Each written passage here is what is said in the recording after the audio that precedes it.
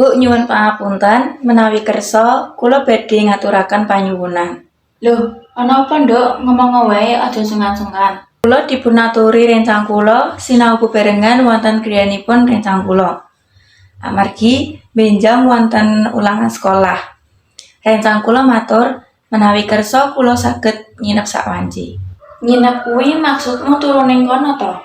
Wis takon ibuke durung. Ibu kudu ngerti sapa wae sing ana ning omahe kancamu. Nggih, Bu, kula sampun tanglet. Lan ibunipun Ayu kersa nampi. Ugi wonten kanca sanes ingkang sinau bareng. Kados dene Tiwi lan Zahra. Oh alah, ngono to. Kancamu sapa jenenge? Omahe ning endi? Jenengipun Viralan Ayu, Bu. Griyanipun wonten teng Sampangan. Boten tebih saking mriki. Ya wis nek ngono, sing penting kowe tenanan sinau, ora dolanan wae, terus aja nganti keganggu turu lan ora semangat esoke. Inggih, Bu. Kula badhe sinau kanthi temenan. Kula nyuwun pangestu supados diparingi kapinteran lan lancar ujianipun.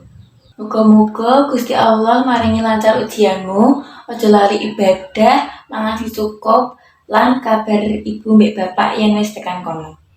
Nggih, kula pamit tindak rumiyin nggih, Bu. Mugi-mugi Bapak lan Ibu gadah pinaringan sehat. Ya wis, hati-hati ning dalan. Nek butuh apa-apa tinggal telepon wae ya.